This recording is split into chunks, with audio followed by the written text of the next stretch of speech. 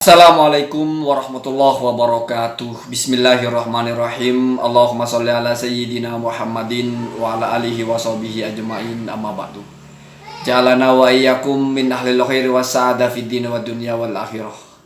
Semoga kita semua Allah jadikan orang-orang yang di dunia ini beruntung, berbahagia. Di akhirat nanti kita juga Allah bangkitkan bersama orang-orang yang bernasib mujur, bernasib beruntung dan juga berakhir bahagia. Amin Allahumma amin. Setelah saya telaah perdebatan nasab ini, mungkin memang sudah saatnya diakhiri saja, karena tidak ditemukan titik kesepakatan. Kalau yang diperdebatkan masalah kitab, ya mereka tidak mau menerima bahwasanya kalau tidak ada kitabnya berarti tidak tertulis. Kalau masalah DNA, ya bagi mereka katanya DNA tidak 100%. Dan tetap saja mereka itu mengklaim bahwa nasabnya adalah sahih. Yang kontra mengklaim nasabnya tidak sahih karena nggak ada kitabnya. Sebetulnya kalau mau ini tidak panjang, artinya bisa ada kesepakatan. Pertanyaan utamanya kan masalah mana kitabnya. Kalau kita ada trust kepada ulama, sebetulnya kan sudah ada ulama yang memberikan clue tentang kitab yang sesuai dengan yang diinginkan oleh Kiai Haji Imaduddin. Misalnya kitab Samsud Dohiroh. Di situ kan disebutkan bahwa ittafaqa al-muhaqqiquna fi hadzal fanni kabni samuroh. Telah sepakat para ulama yang tahqiq di dalam masalah nasab fil Yaman wa ghairiha, di daerah Yaman, Hadramaut dan sebagainya. Salah satunya Kabni Samuroh seperti Ibnu Samuroh. Itu kan isi kitab Samsud Dohiroh. Ibnu Samuroh katanya sudah sepakat bahwasanya hajara Ahmad ila Hadramaut wa ma'ahu ibnuhu Abdullah.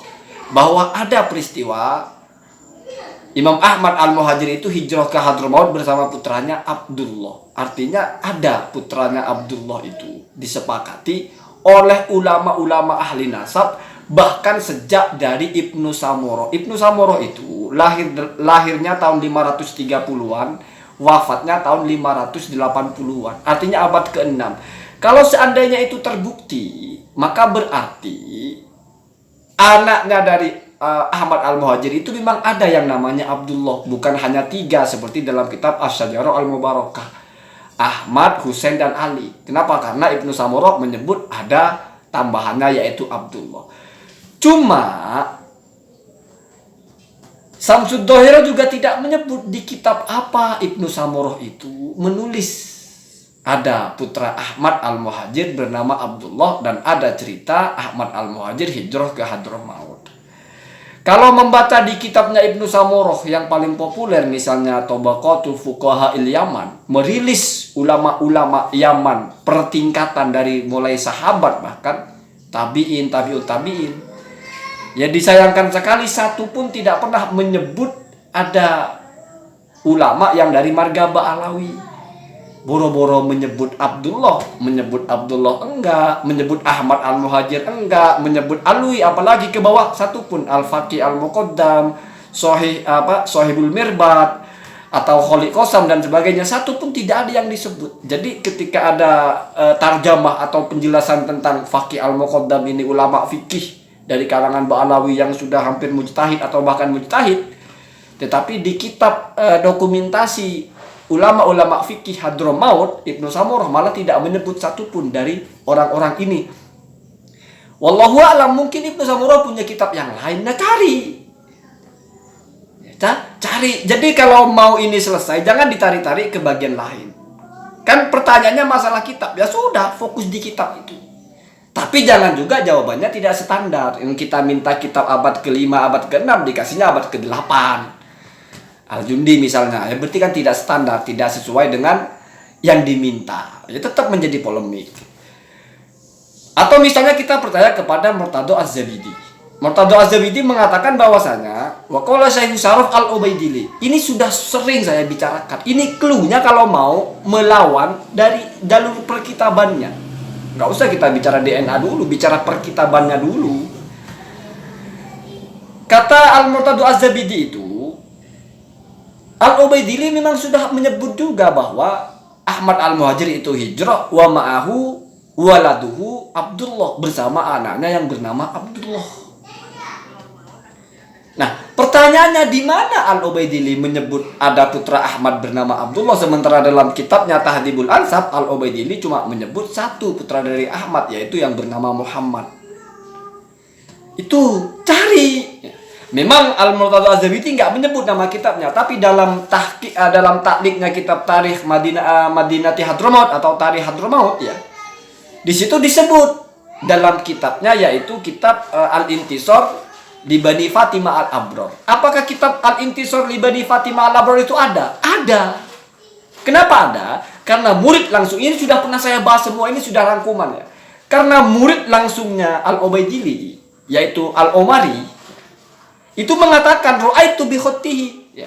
Saya melihat langsung dengan tulisan tangannya Al-Ubaidili. Jadi memang pernah menulis kitab itu. Dan di kitab itu, kata Tarikh Hadramaut, Al-Ubaidili menyebut nama Abdullah sebagai putra Ahmad. Artinya kan sudah menggeser kesimpulan bahwa putra Ahmad cuma 3. Kenapa? Karena ketika Ar-Razi itu dalam As-Sajur Al-Mubarakah menyebut 3, tidak ada yang namanya Abdullah. Lalu ternyata ulama yang sebelumnya, yaitu Al-Ubaidili, menyebut ada putranya bernama Abdullah. Bahkan ulama juga yang setelahnya Al-Ubaidili, tapi juga sebelum Ar-Razi, yaitu Ibnu Samurah, juga menyebut ada putra Ahmad bernama Abdullah. Cuma Ibnu Samurah dan juga Al-Ubaidili ini belum bisa ditemukan di mana kitabnya. Cari, itu saja. Karena kalau misalnya ini sudah terjawab, bisa kalian tunjukkan, Robito Alawiyah ini bisa tunjukkan kitab itu, selesai persoalan. Tidak akan meluas kemana-mana. Ya kalau misalnya masalah DNA sudah tema pembahasan lain. DNA itu kan ketika diragukan. Kenapa diragukan? Karena diklaim sahih tapi kok nggak ada kitabnya. Nah, kan begitu. Mungkin Wali Songo itu juga sama seperti Ubaidillah ini, tidak semua nama itu tertib ditulis, sehingga mereka mengkonfirmasi dengan tes DNA. Artinya di satu level mungkin sama-sama tidak ada yang menyebut ulama nasab secara tertib, ada yang hilang lah. Tapi yang Wali Songo tes DNA. Nah, yang Ba'alawi kalau mau sama ya tes DNA juga, kan begitu sederhananya. Kalau tidak mau tes DNA dengan berpendapat bahwa tidak 100%, ada yang nasabnya sahih di tes DNA malah tidak sama, tidak teranulir nasabnya. Kenapa? Karena DNA tidak bisa mengalurir nasab, tapi nasab yang sudah sahih. Jadi posisikan tes DNA ini untuk memastikan berarti belum sahih, kan begitu. Atau jangan-jangan Pak Alawi berlogika DNA kalau masih diragukan, kami tidak diragukan. Wah, kalau begitu susah ya. Jadi mungkin mereka menolak, saya tidak mau tes DNA. Kenapa? Karena tes DNA itu untuk pencatatan yang diragukan, sementara kami menyatakan tidak diragukan. Sementara pihak yang menyatakan gimana nggak diragukan, orang nggak ada kitabnya. Nah, makanya untuk menjawab itu, ya, temukan kitabnya. Selesai persoalannya, selesai. Ya sambil berhusnudzon sekelas Ibnu Hajar Al-Haythami kok tidak mempersoalkan, walaupun mungkin juga tahu tidak ada kitabnya. Sekelas Murtadhu Az-Zabidi kok tidak mempersoalkan. Sekelas Mahroma, saya sebut yang bukan dari Ba'alawinya ya. Juga sekelas Al-Jundi. Misalnya kamu bilang Al-Jundi bukan menyebut nama Ubaidillah tapi Abdullah. Al-Jundi menyebut nama Abdullah itu ketika menjelaskan silsilah dari satu orang dari jalur Abdul Jadid atau Jadid, putra Abdullah. Karena putra Abdullah itu ada Jadid, ada Alwi, ada Basri kalau tidak salah. Ketika menjelaskan satu nama yaitu Abul Hasan, karena kebetulan ini perawi hadis ya, dan terkenallah keulamaannya, maka dijalurkan ke atas sampai kepada Abdullah, sampai kepada Ashraf Ba'alawi. Oh, berarti bisa jadi Al-Jundi ini juga mengatakan ada Abdullah itu punya anak namanya Alwi, tapi lebih populer sehingga ponaannya dari Alwi yaitu Jadid atau saudaranya Alwi yaitu Jadid malah dinisbatkan kepada Alwi. Seharusnya kan Jadidiyun, bukan Alawiyun ya, bukan Ba'alawi, Bajadid. Seharusnya kan begitu, ada Basri, ada Bajadid, ada Ba'alawi. Walaupun masih nanti kamu berdebat ini Ubaidillah apa Abdullah, setidaknya kan ada putra Ahmad bernama Abdullah. Kan begitu gampangnya. Setidaknya bukan hanya 3, kan begitu gampangnya. Tetapi kalau belum ditemukan kitabnya ya tawakuf lah. Kalau saya pribadi melihatnya ya lebih baik ya sudah dianggap ini sudah selesai dulu ya. Mungkin suatu ketika akan ditemu kitabnya. Ingat, kitab Asy-Syajarah Al-Mubarakah itu juga baru ditemukan kitabnya. Abad ini ditemukannya ya. Ditulisnya abad ke-6 ya, abad ke-6. Kenapa? Karena Ar-Razi wafatnya 606 kan. Berarti kan menulis kitabnya itu, ini kalau sahih dari Ar-Razi ya, menulisnya kan tahun 500 berapa, berarti abad ke-6 kan begitu. Itu baru ketemu kitabnya. Bukan tidak mungkin nanti ketemu kitabnya Ubaidillah siapa?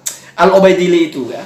Yaitu Al-Intisar li Bani Fatimah Al-Abror. Li Nasabi Bani Fatimah Al-Abror ya. Bukan tidak mungkin juga nanti akan ketemu kitabnya Ibnu Samurah yang menyebut cerita bahwasannya memang sudah sepakat. Artinya kalau sepakat itu kan menyebut, mana ada diklaim sepakat kok tidak pernah menyebutkan begitu ya. Kalau misalnya belum ketemu ya cari. Kenapa? Karena tidak bisa kita memastikan sesuatu itu tidak ada kecuali kita sudah mencari kan begitu. Kenapa? Karena konsekuensi dari misalnya tidak pernah Ibnu Samurah menyebut nama Abdullah itu banyak kitab yang nanti isinya itu tidak benar. Samsud Dohiro ya. Ternyata Samsud Dohiro menukil dari At-Tufah, ya An-Nafat kalau nggak At-Tufah ya, yang menemukan catatan pinggir bahwasanya ulama-ulama nasab itu sudah sepakat seperti Ibnu Samurah dan sebagainya, itu dinukil dalam kitab Samsud Dohiro. Masa kitab-kitab ini semuanya tidak ada yang benar kan begitu, makanya dicari ya. Kalau nggak ketemu cari lagi ya. Kenapa? Karena kadang-kadang manuskrip itu memang tidak langsung ketemu, ada yang terselip ya.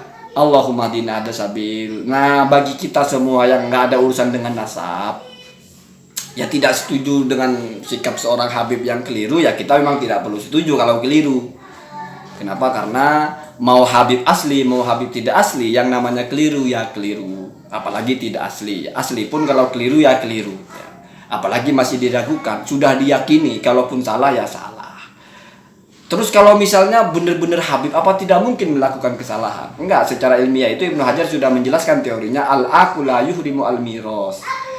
Kalau nasabnya benar, walaupun dia mungkin durhaka, maka tidak lalu terputus nasabnya. Sama dengan seorang anak tidak lalu kehilangan hak warisnya karena durhaka. Begitu juga